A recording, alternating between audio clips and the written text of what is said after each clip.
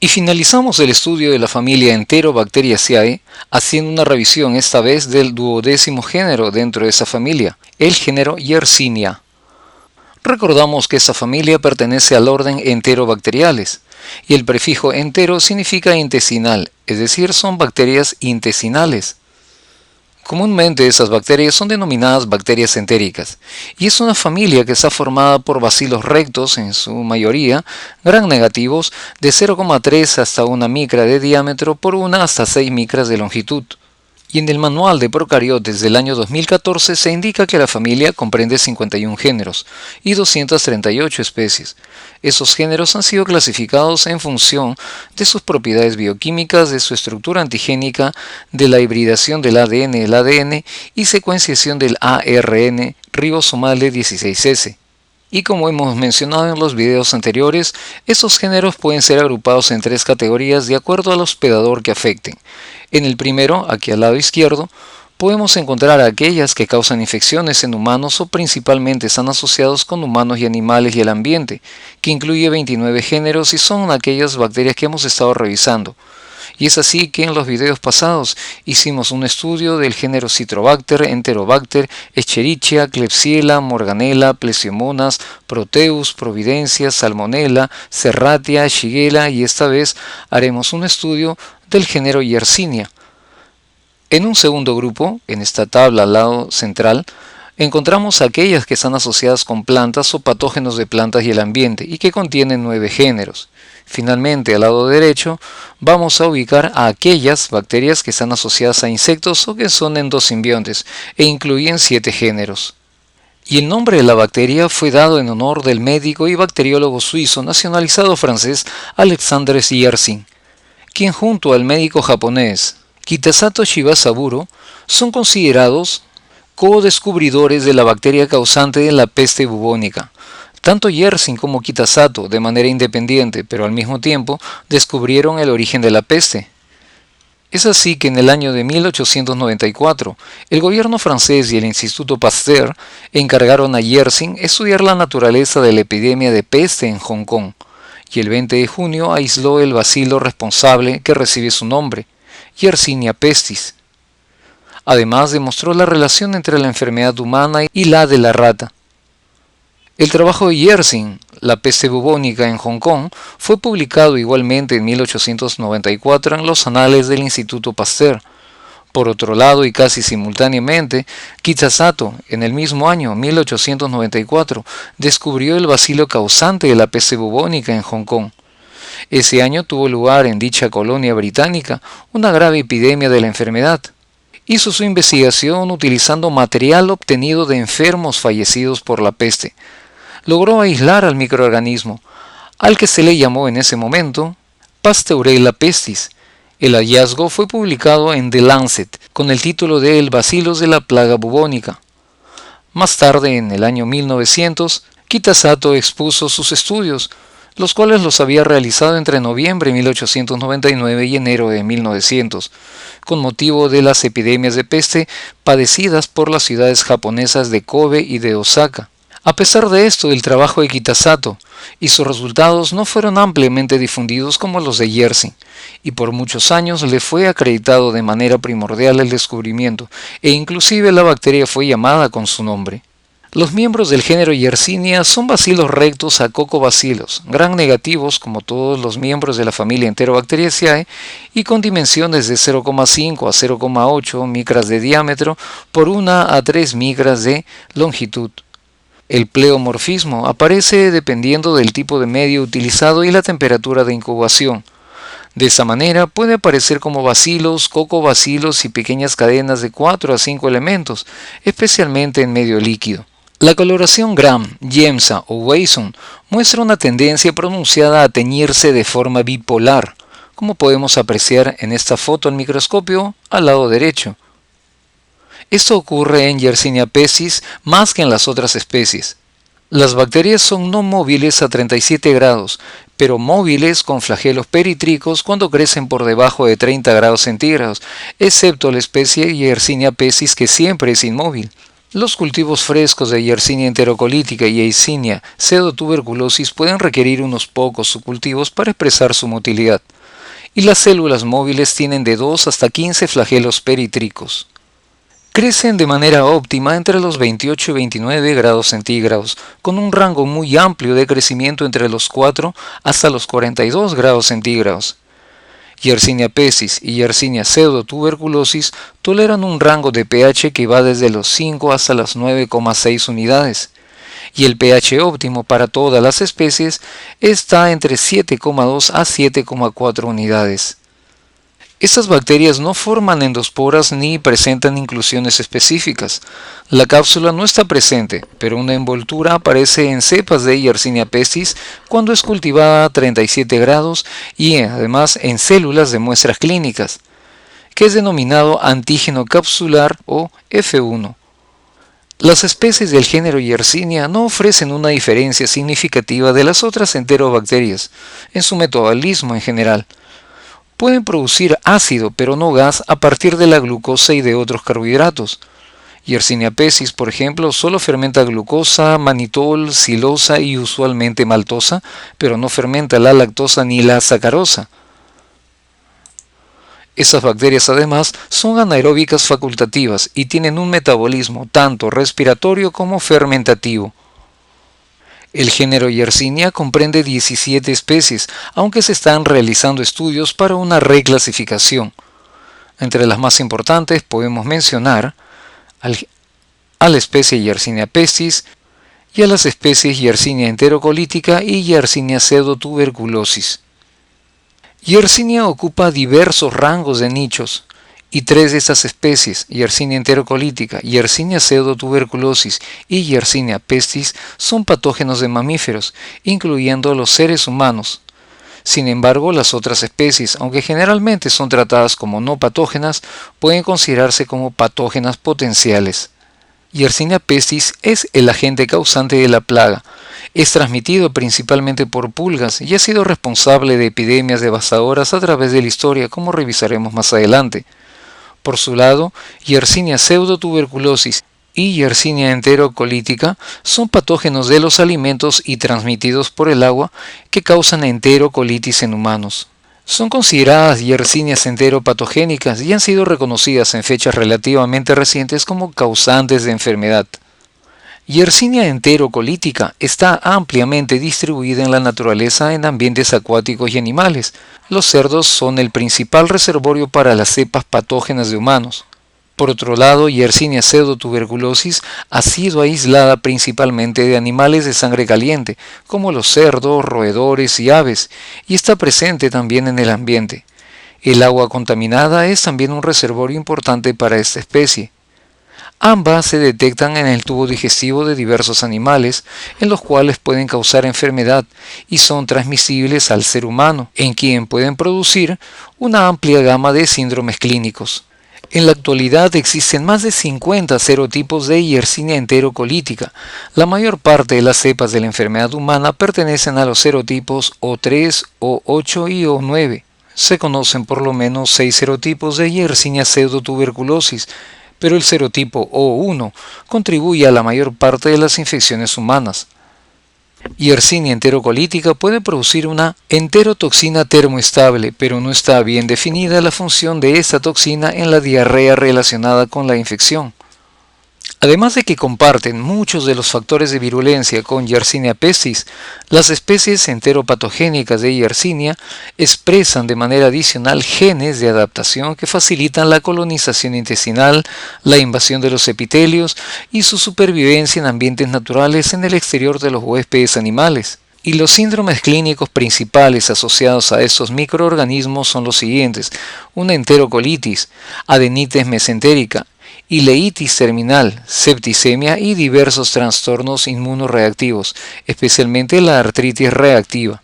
Los modos de transmisión son principalmente la transferencia fecal oral y la transferencia de la mano a la boca de los microorganismos tras el manejo de animales contaminados y de cadáveres de animales, el consumo de alimentos o aguas contaminadas y raramente la transfusión de sangre contaminada.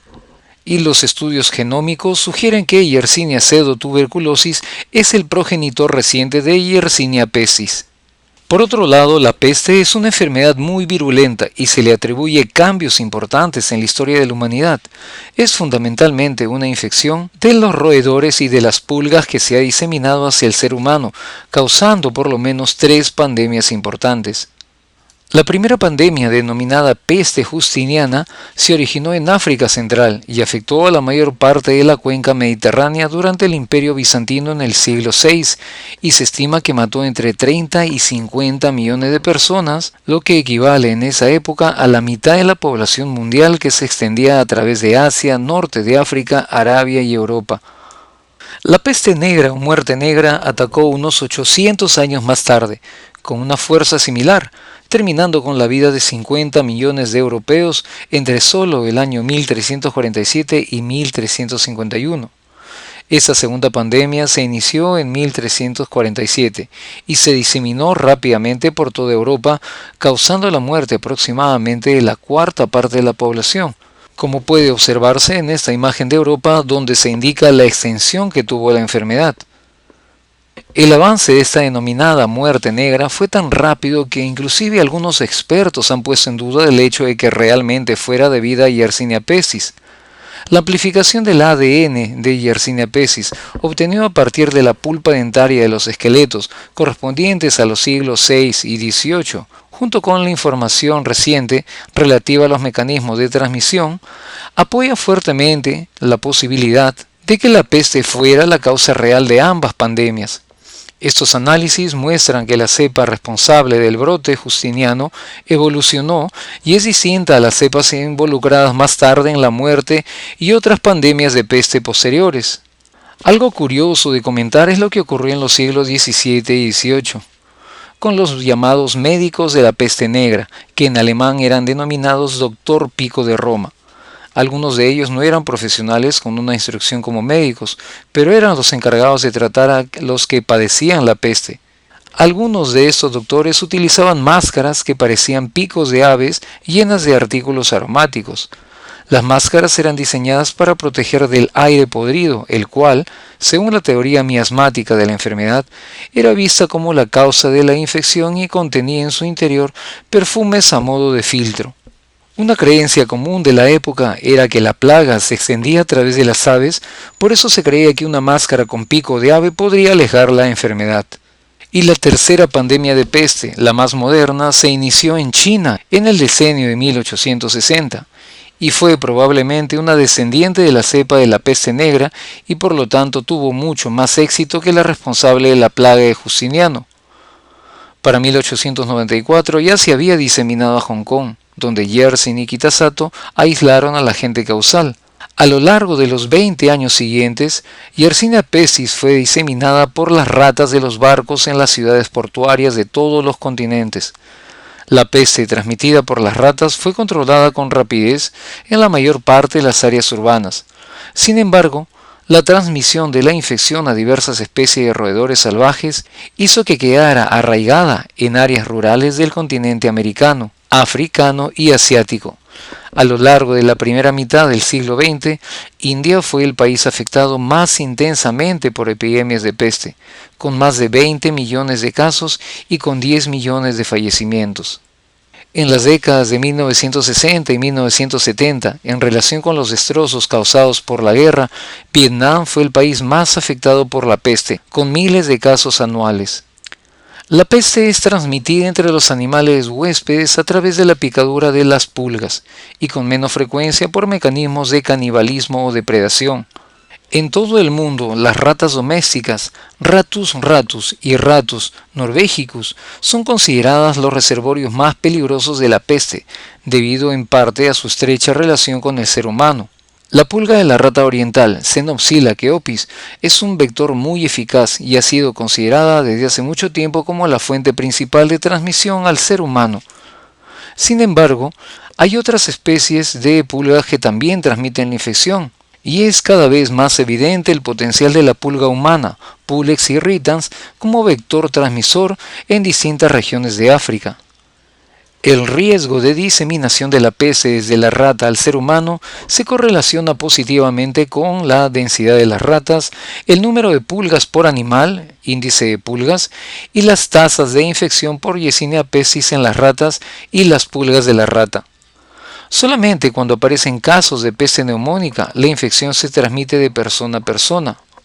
No es frecuente que el ser humano desarrolle peste neumónica primaria tras la exposición a gatos con infección respiratoria. En relación a su patogenia, las pulgas sufren la infección al alimentarse de un huésped bacteriémico. En el entorno a temperatura ambiente de la pulga, se expresan factores de transmisión que permiten al bacilo colonizar el intestino de la pulga, replicarse y crear un bloqueo en el propio intestino. Y carentes de alimento, las pulgas bloqueadas se alimentan de una forma agresiva y regurgitan bacterias en las heridas que provocan sus picaduras en cada intento de alimentación. De esa manera, las bacterias inoculadas expresan cantidades muy escasas del antígeno F1, una glicoproteína capsular, y generalmente son fagocitadas y destruidas por los leucocitos polimorfonucleares. Sin embargo, algunas bacterias pueden ser fagocitadas por células mononucleares que no las pueden destruir. En estos casos, el crecimiento a 37 grados hace que las bacterias se multipliquen intracelularmente y que comiencen a producir el antígeno de la cubierta F1. Si se produce la lisis de las células mononucleares, los bacilos productores de F1 liberados son relativamente resistentes a la fagocitosis adicional. Los microorganismos invasores son transportados por los vasos linfáticos hasta los ganglios linfáticos regionales, en donde inician una reacción inflamatoria intensa con aparición de un bubón, como vemos en esta imagen. Un bubón es un tumor en la ingle que se produce una inflamación de un nódulo linfático. La bacteriemia es frecuente y en ausencia de un tratamiento específico puede dar lugar a sepsis, neumonía y lesiones purulentas, necróticas y hemorrágicas en diversos órganos. Si no se trata con rapidez, la sepsis por peste y la endotoxemia inducen efectos fisiopatológicos intensos, entre los que están la liberación excesiva de mediadores proinflamatorios como el factor de necrosis tumoral. El síndrome de respuesta inflamatoria sistémica resultante puede dar lugar a coagulación intravascular diseminada, hemorragias, insuficiencia de distintos órganos y shock irreversible.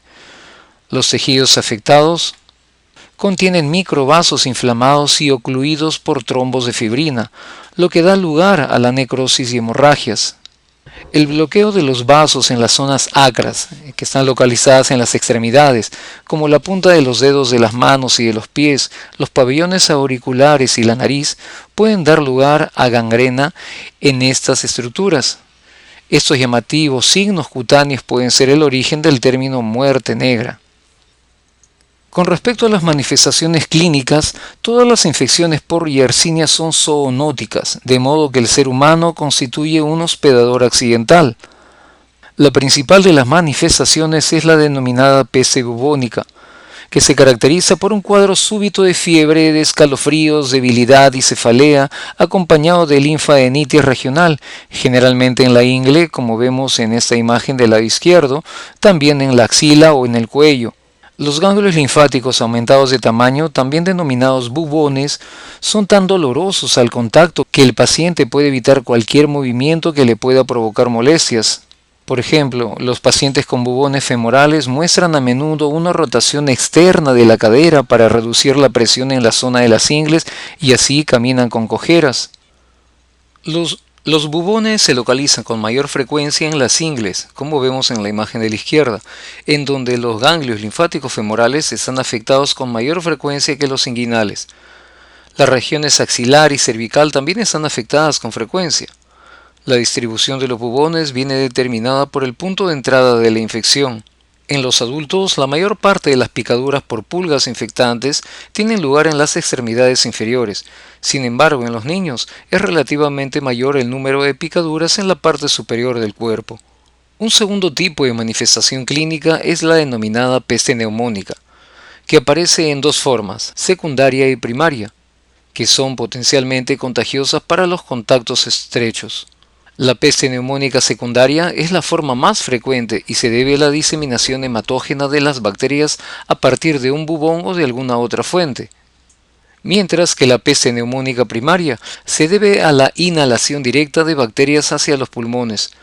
Puede tener lugar a través del contacto con otro paciente que sufre peste neumónica, a través de la exposición a animales con peste respiratoria o faringia, a través de la exposición en el laboratorio y, potencialmente, a consecuencia de la liberación intencionada del bacilo en aerosol en contextos de terrorismo.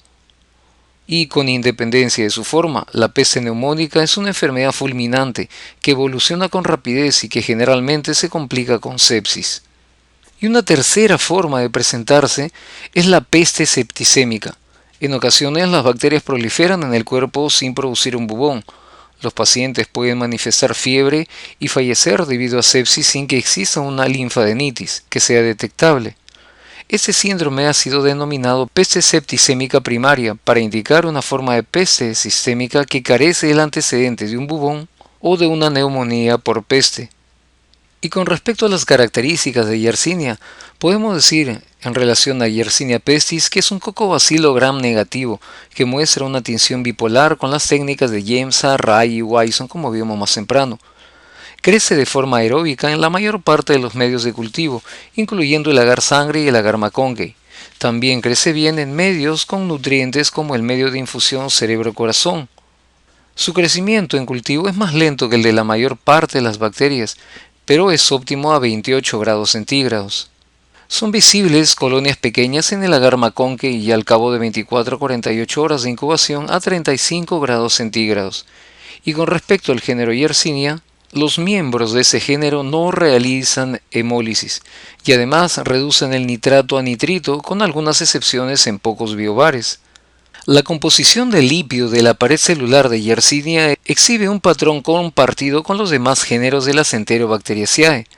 Los diferentes serotipos se distinguen por determinantes antigénicos que residen en el antígeno O, el cual es parte del lipopolisacárido y que consta de tres partes.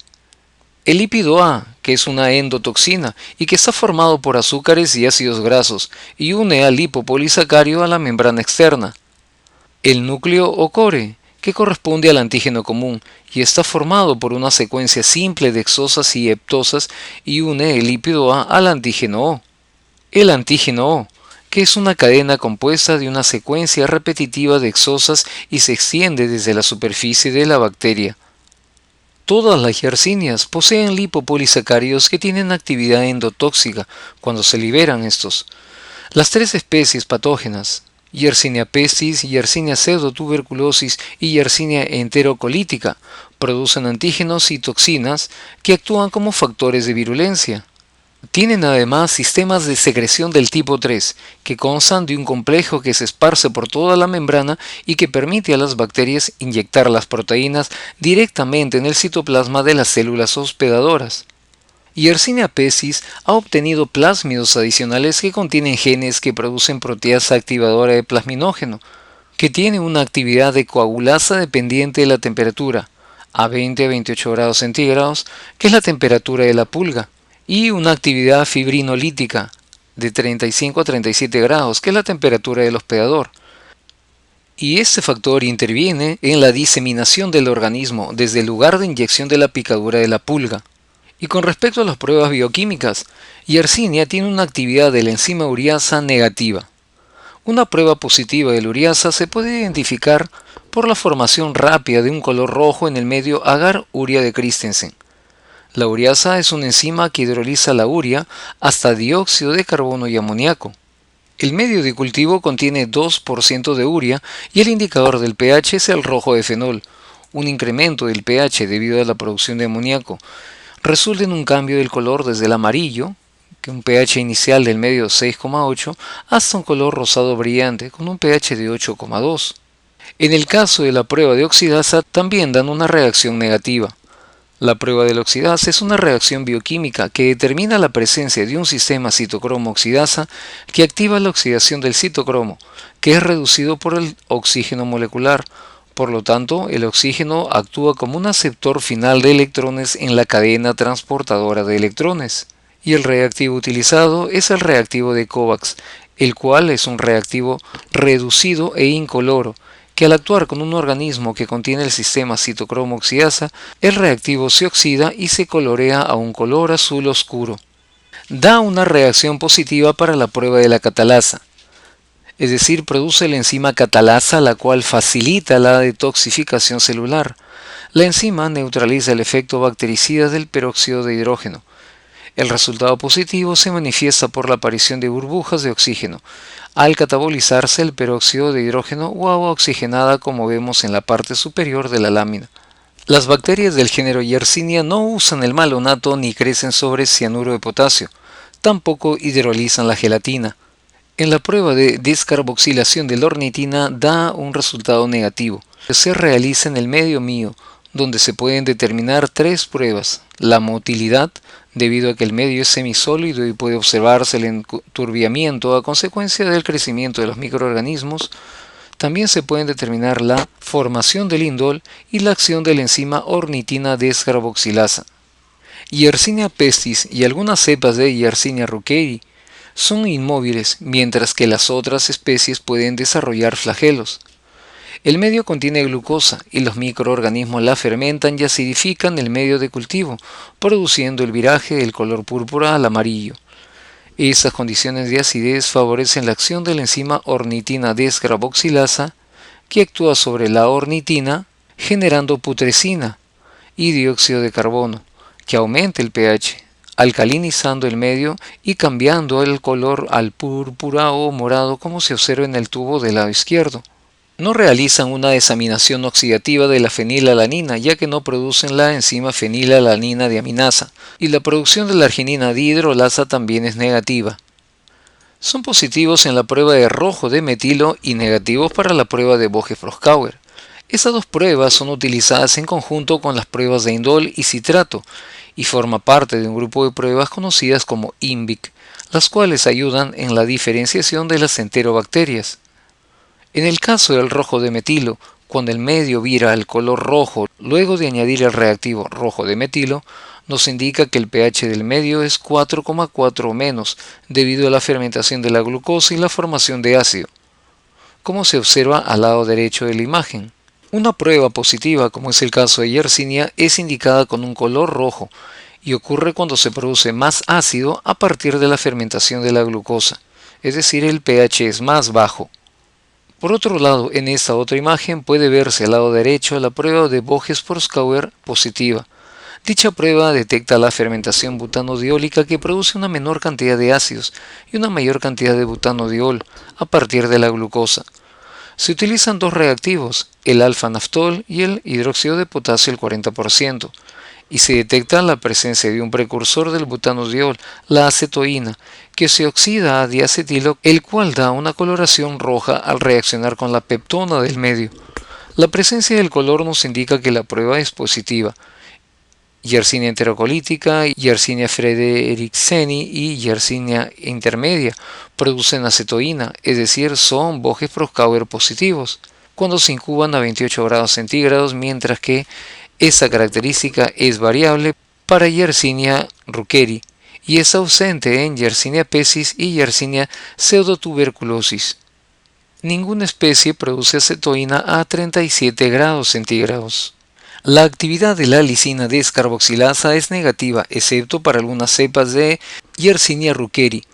En esta prueba se utiliza un medio de cultivo que contiene el aminoácido lisina, el medio es LIA, y se detectan las enzimas lisina descarboxilasa y lisina deaminasa.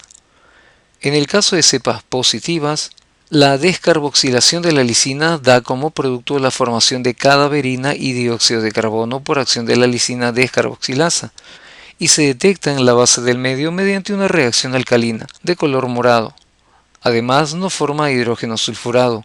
Para los microorganismos que examinan la lisina, se detecta por un agar inclinado de color rojo, una reacción negativa, agar inclinado de color morado y base amarilla, nos indica la fermentación exclusiva de la dextrosa, virando el indicador púrpura de bromocresol desde un color inicial púrpura hasta un color amarillo debido a la acidez del medio. Estos microorganismos no utilizan el citrato. Esta prueba es realizada en el medio de citrato decimos y busca identificar aquellas bacterias hábiles en utilizar el citrato como su única fuente de carbono y fuente de energía. La prueba del citrato forma parte de una batería de pruebas utilizadas para identificar a los patógenos gram negativos, como indicamos hace un momento, y es comúnmente empleado como parte de las pruebas INVIC que distingue entre los miembros de la familia Enterobacteriaceae basado en los subproductos metabólicos. Cuando un ácido orgánico como el citrato es utilizado como fuente de carbono y energía, se producen carbonatos y bicarbonatos. La presencia de crecimiento en el medio y el cambio en el indicador de pH debido a los productos alcalinos formados incrementan el pH del medio y son los signos de que el microorganismo puede usar el citrato. Eso es demostrado por el cambio del color del indicador. Estos microorganismos son considerados como citrato positivos. El citrato, un intermediario del ciclo de Krebs, es generado por muchas bacterias. Sin embargo, la utilización de citrato exógeno requiere la presencia de proteínas transportadoras de citrato. El citrato es catabolizado por la enzima citrato-liasa hasta oxalacetato y acetato. El oxalacetato es metabolizado a piruvato y dióxido de carbono. El dióxido de carbono liberado reacciona con el agua y los iones sodios en el medio y produce carbonato de sodio, un compuesto alcalino que incrementa el pH. El indicador de pH, el azul de bromotimol, tiene un color verde intenso a pH neutro, como se ve en el tubo derecho, y con el incremento de pH del medio a valores superiores a 7,6 cambia a azul. No producen hidrógeno sulfurado en el medio TSI. En ese medio la superficie inclinada es alcalina y el fondo ácido.